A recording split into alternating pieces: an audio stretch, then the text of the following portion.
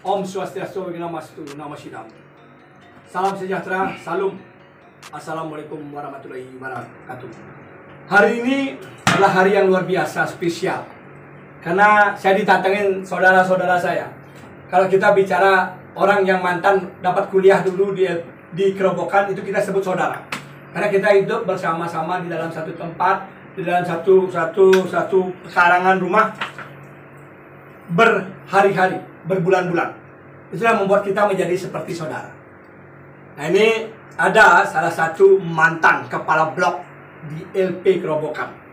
Salah satu mantan kepala blok yang di LP Kerobokan mau bercerita. Bagaimana, saya ingin tanya, bagaimana sih kisahnya hidup di Kerobokan dan bagaimana ceritanya ketika beliau menjadi mantan orang kepala blok di salah satu blok di LP Kerobokan. Karena kalau di luar orang bicara jadi kepala blok itu pasti kaya, banyak duit, banyak harta, banyak wanita, tidak wanita di luar maksudnya. Jadi di situ yang ingin saya kupas, kebetulan beliau mau hadir, kita akan kupas cerita kisah tentang blok penjara agar semua tahu dan semua lebih tahu bagaimana penjara, semoga tidak ada yang terulang sampai masuk penjara. Dihadiri oleh juga si Bang Progi, ini Toto Dunia yang betul-betul merasakan juga hidup di penjara. Bang Denny, nah, saya mau tanya nih Bang. Yep. Bahkan masuk di blok penjara, sampai saya dengar Abang menjadi kepala blok. Gimana kisahnya nih Bang? Nah, penjara seneng nggak Bang? Enak nggak? Saya tanya nih, enak nggak Bang? Karena kayaknya nih enak nih. Gimana Bang? Pertama-tama saya terima kasih dulu ya, karena kalau saya di sini adalah satu kehormatan. Karena bertemu dengan, boleh dibilang ini legend Bali nih, legend nih, ya. Gitu. Karena kan orang itu punya ekspektasi yang berbeda ketika melihat seseorang.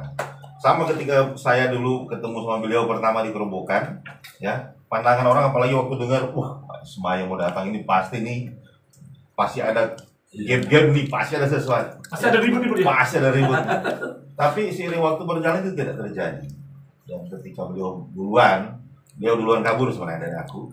Beliau ini pulang duluan, saya belakangan, ya. Sampai detik ini kembali lagi sebuah pepatah bahwa itu membenarkan bahwa jangan menilai orang itu dari covernya, dari bajunya.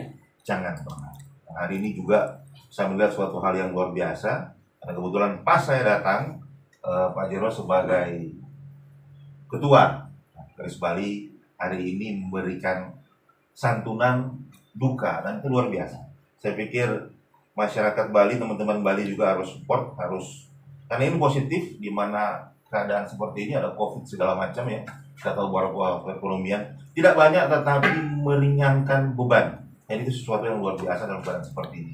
Ketika setiap orang berpikir untuk dirinya sendiri, tapi salut Pak Jero, ya, terima kasih, masih tetap eksis di dunia seperti ini, dunia sosial, dan saya bangga semuanya ketika ada bersama beliau. Jadi kalau beliau bertanya bagaimana proses awal, ya seperti kita omongin tadi, tidak adalah orang istilahnya mau ke penjara, nah, pasti tidak ya. Tapi ketika itu diperhadapkan ya, kita sebagai seorang yang ya, katakan laki-laki lah, ya, laki-laki sini punya tato semua, sangar pasti. Ya, ketika beban itu dilimpahkan kepada kita harus jalan, harus tanggung jawab. Ya. Ada konsekuensi dari segala hal yang kita lakukan. Dan itu kita harus terima. Kalau masuk penjara, saya 1 tahun 9 bulan saya di Kerobokan, ya, melewati hari-hari yang sama seperti Pak Jero waktu itu. Memulai dari sebagai warga yang biasa, terlibat di organisasi, ya, ibadah, lain-lain, bekerja sama dengan para sipir lapas untuk menciptakan suasana kondusif di lapas seperti apa. Dan akhirnya sampai saya pulang, saya dipercayakan memegang satu wisma yang boleh dibilang termasuk legend kalau di Bali. Siapa sih nggak tahu Wisma Danau Batur, ya kan? Di sana tuh pentolan-pentolan Bali ya. Kita tahu lah almarhum Putu Robot, ya kan? Saya regenerasi Putu Robot. Dulu beliau adalah ketua blok di sana. Pak Jero Janggol juga dari sana. Jadi orang mau dengar Danau Batur aja tuh udah ngeri. Tetapi ya di Tuhan, saya di sana, ini termasuk warga binaan saya si Brody, warga saya yang di sana, kita berjalan dengan kondusif. seperti semula saya katakan, tidak ada yang mau masuk penjara. Tapi ketika itu terjadi dalam kehidupan kita, ya kita harus hadapi. Kita harus hadapi dalam artian pengalaman yang terjadi di luar, kesalahan yang terjadi di luar, kita tidak bisa bawa sampai di sana. Kita harus hidup bermasyarakat yang baik, harus belajar, harus menyesuaikan karena situasinya berbeda. Seperti itu kira-kira. Ya saya tanya, ini beliau kepala bloknya para gangster, bukan blok enak, enggak. Beliau blok para kriminalis, para orang-orang melakukan kejahatan, berantem, pembunuhan, pencurian, perampokan ya di bloknya beliau. Mutilasi. Mutilasi juga ada. Ini ngeri ini mutilasi. Seumur hidup banyak. Ada yang seumur hidup banyak di bloknya. Beliau sampai jadi kepala bloknya mau cerita. Bang, saya mau tanya, mau nggak lagi masuk penjara, Bang? Mau nggak masuk penjara lagi? Gimana, Bang? Kalau ditanya mau, sebenarnya gini relatif ya. Kadang-kadang orang-orang berpikir bahwa kita juga nggak bisa pungkiri bahwa orang mengatakan menjadi seorang ketua Wisma itu sesuatu yang wow. Karena ya kita nggak usah bohong lah, nggak usah jaim-jaim banget. Orang juga udah tahu kok segala sesuatu dilayani pasti. Dari makanan, dari apa. Karena ketua Wisma itu bertanggung jawab, apa istilahnya, kaki tangan. Berapa memegang warga binaan di Wisma itu? Pernah sampai 170. Karena 170. ya. Kalau awal pulang beban luar biasa. Kenapa?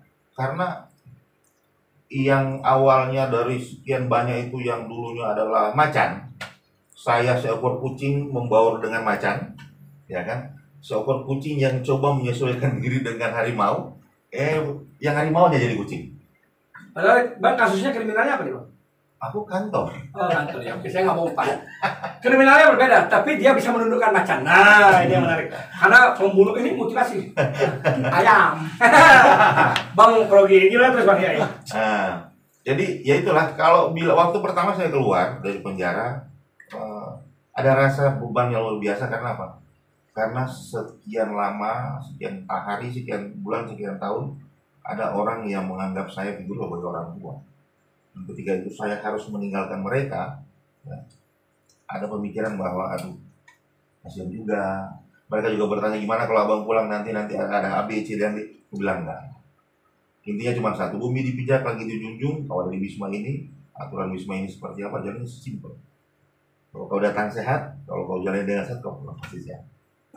Bang, sebenarnya banyak juga yang stres, depresi di penjara. Banyak orang yang tidak mau masuk penjara. Siapa sih yang mau masuk penjara? Enggak.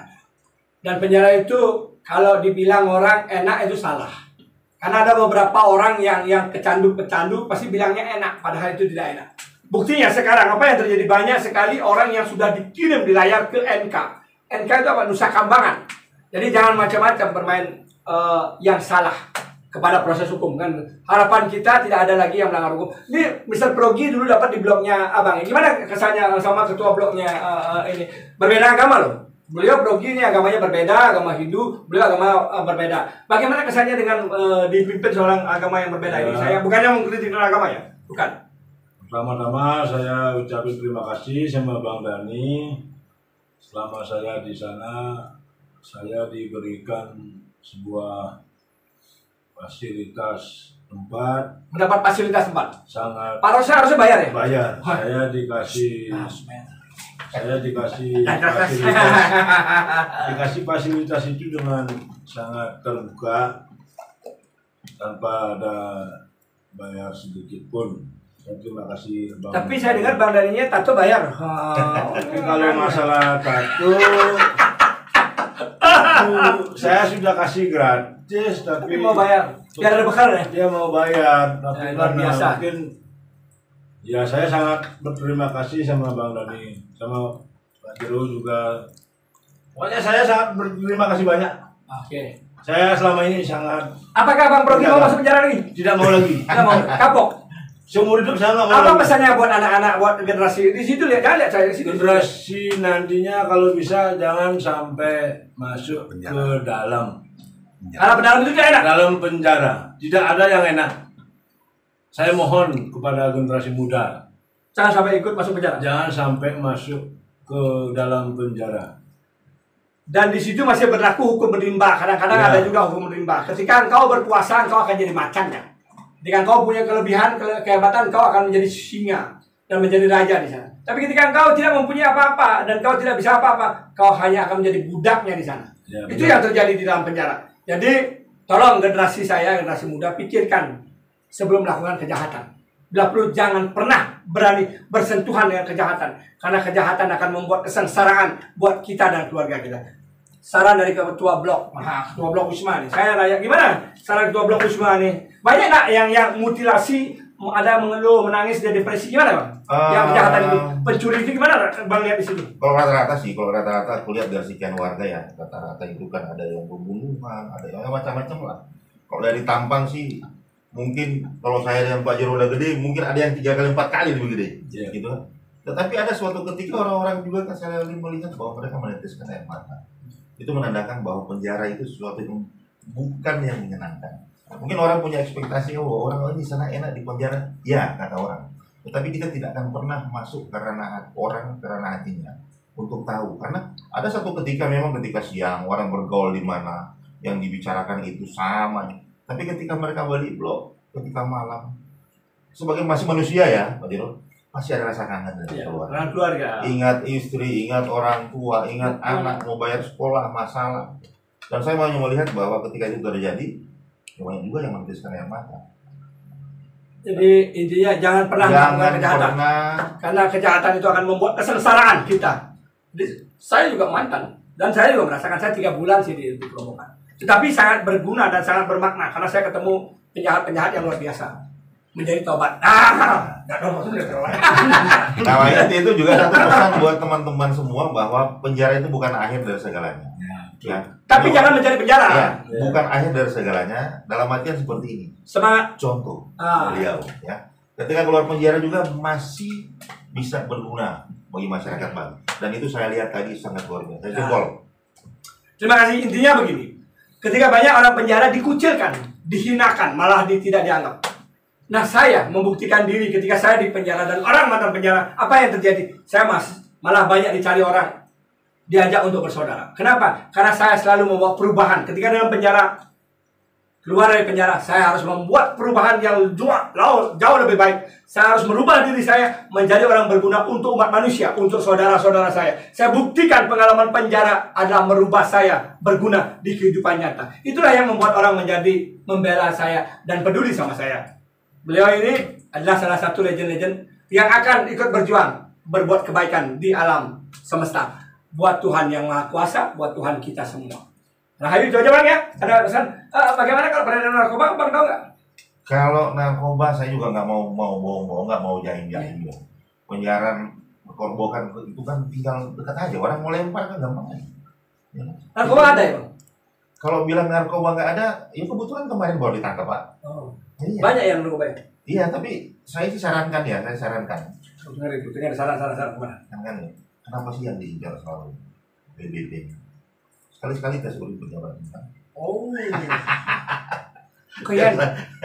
Keren bahasanya. Keren bahasanya ya. Jangan yang diuji hanya warga binaannya, tapi semua petugasnya dong. Biar kita tahu bagaimana sterilnya.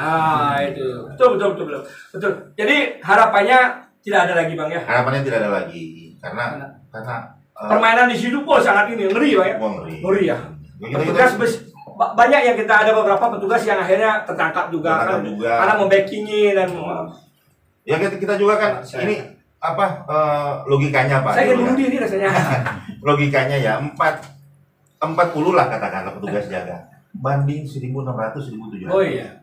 Apa mampu? Nggak mampu Pak. Nah, sekarang pertanyaannya ketika ada checking, ketika ada something terjadi dalam, katakanlah dari misalnya dari luar checking diketemukan narkoba dan lain-lain. Sekarang pertanyaannya, yang masukinnya siapa? Oh iya, benar loh. Selama ini ada narkoba di dalam, siapa yang masukin? Ya itu pertanyaannya benar. Saya juga berpikir dulu, cuma saya nggak berani ngomong. Nggak mau. Jadi ingat, saya hanya ingatkan kepada semua orang, petugasnya pun, jaga keluarga Anda. Suatu saat karma itu akan kena kepada Anda. Karena Anda punya keturunan, anak, cucu pasti Anda punya. Sekarang Anda boleh tertawa, boleh Anda bebas, boleh Anda kaya, boleh Anda merdeka. Tapi ingat, anak cucu pasti akan menerima karma dari perbuatan itu. Karma itu mengalir. Jadi kita sudah sepakat akan memberantas yang namanya kejahatan. Berusaha berbuat di luar sini untuk menyadarkan saudara-saudara kita. Janganlah menjadi penjahat siapapun mereka. Oh, petugasnya, warganya, siapapun, saya petugas polisinya, petugas LP-nya. Jangan, karma itu nyata. Tuhan itu bekerja. Ketika kau sekarang meracuni kami, suatu saat kau akan diracuni, anak cucumu akan menderita hukuman panjang, pasti akan diterima. Disitulah penyesalan karena buah karma yang kau lakukan. Bisa jadi suatu saat kau akan stroke, sakit karena menerima hukum karma dari alam semesta, dari Tuhan. Karena perbuatanmu nyata membuat kita menderita. Nah, itu aja kan ya? Kalau ada lagi? Cukup? Cukup. Cukup. Terima kasih atas kunjungannya.